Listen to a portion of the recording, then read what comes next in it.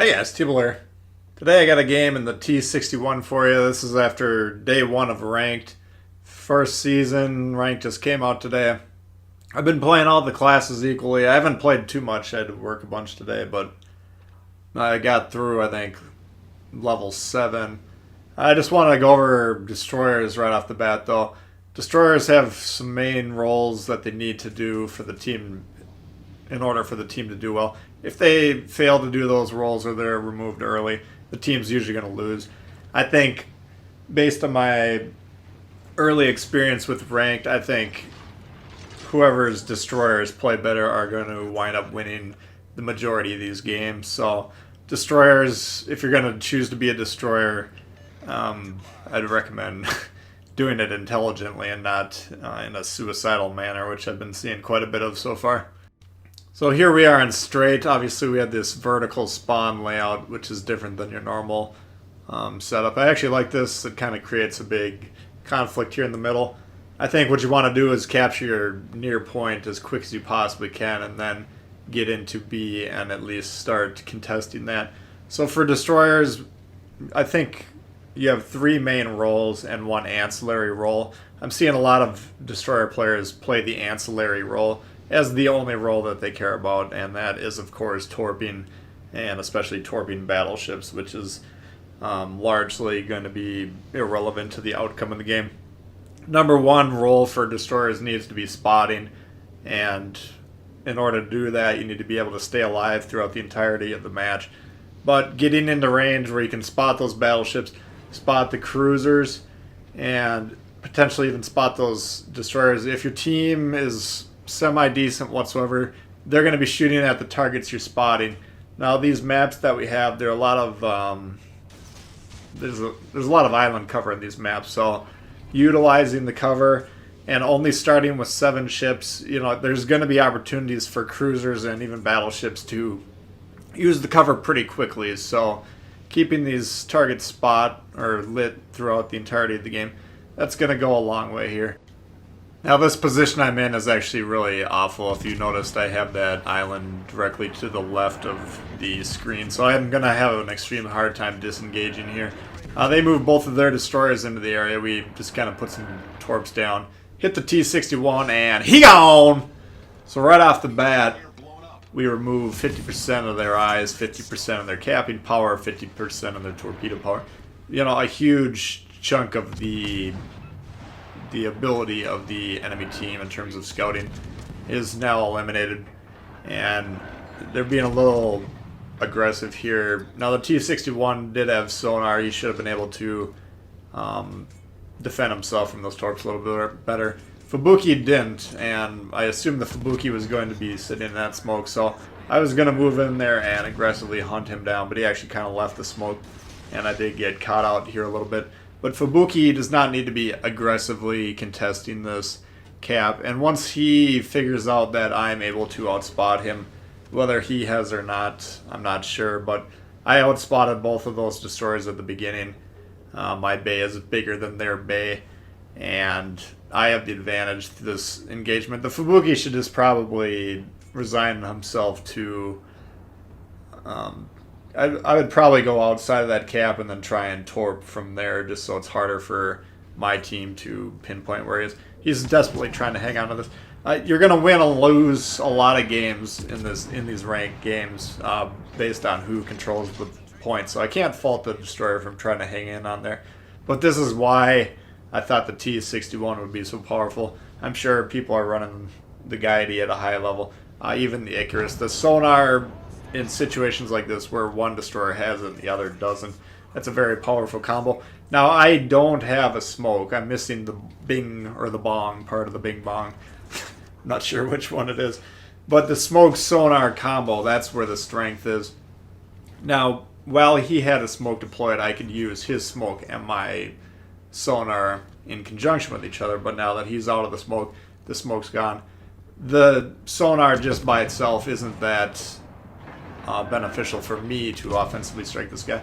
But I can keep this guy lit, and everyone on my team, when there's 1 destroyer left on the enemy team, or any amount of destroyers, everybody on the team, when the destroyers are lit, need to be shooting at the destroyers on the enemy team. This is 101. If you don't know 101 level playstyle shit in this game, just don't play ranked, because you're going to be driving people insane and you're not ready for it. But, you know, I'm not going to get into that so much right now. But this guy's... he's lasting longer than I would prefer him to stay alive. Now I'm taking risks because I am taking some support shots from his, or some return fire from his supporting units, as you saw there. And I'm deciding, do I want to finish this Fubuki off, which I do. I'm inclined to do that. But I can't defend myself. Again, I have no smokes. I'm not in a position to use island cover or anything like that. So I did roll the dice there a little bit. Fubuki got away just at the last second. We weren't able to kill him off.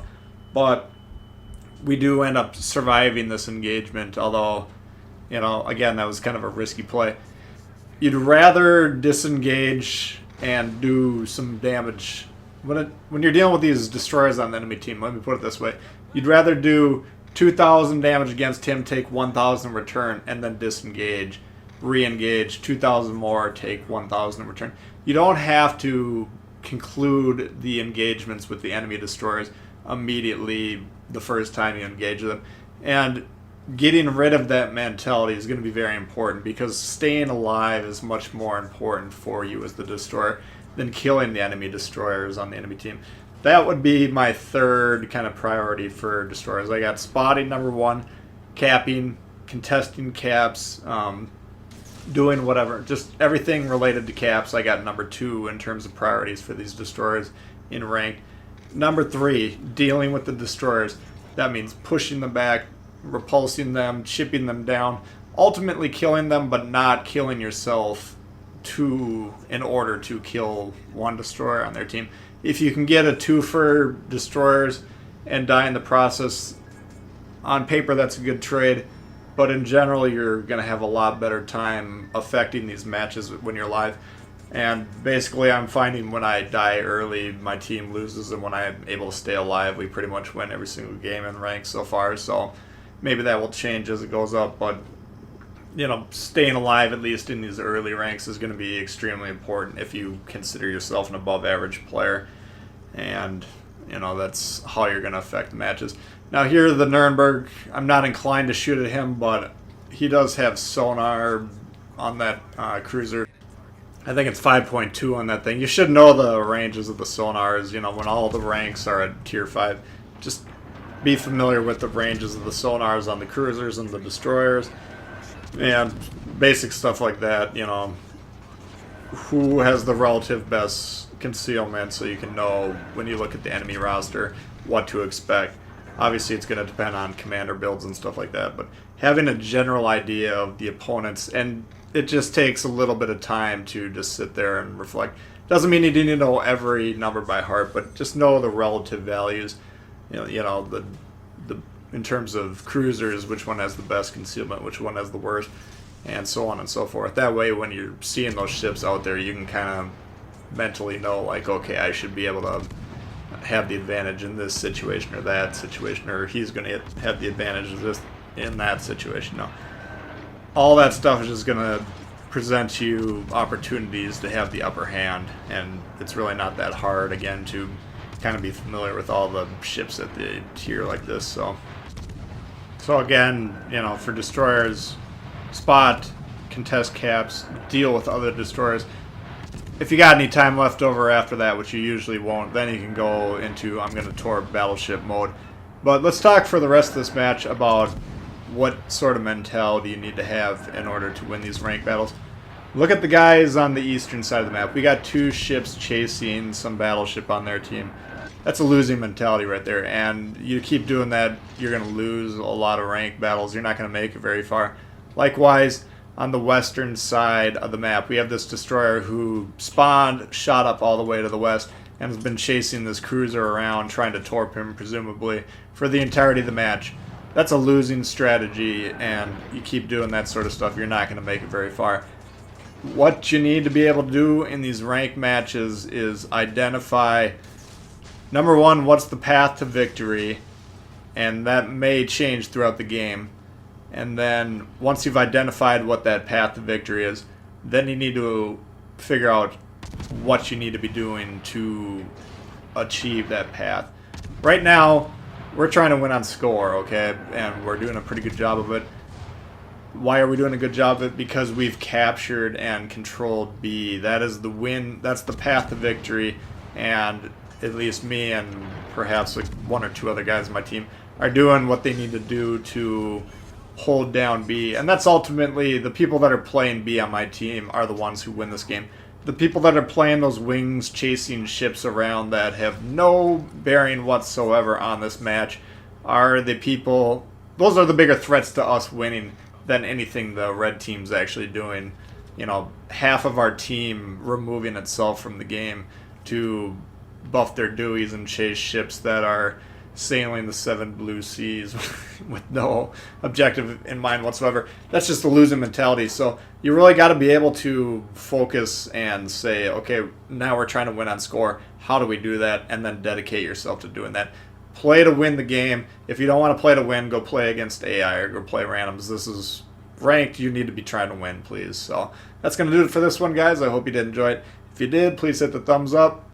New to the channel, consider subscribing. A lot of World of Warships coming all the time. Questions for me, comments, leave them below. I'd love to hear from you guys. And we'll see y'all later. All right, peace.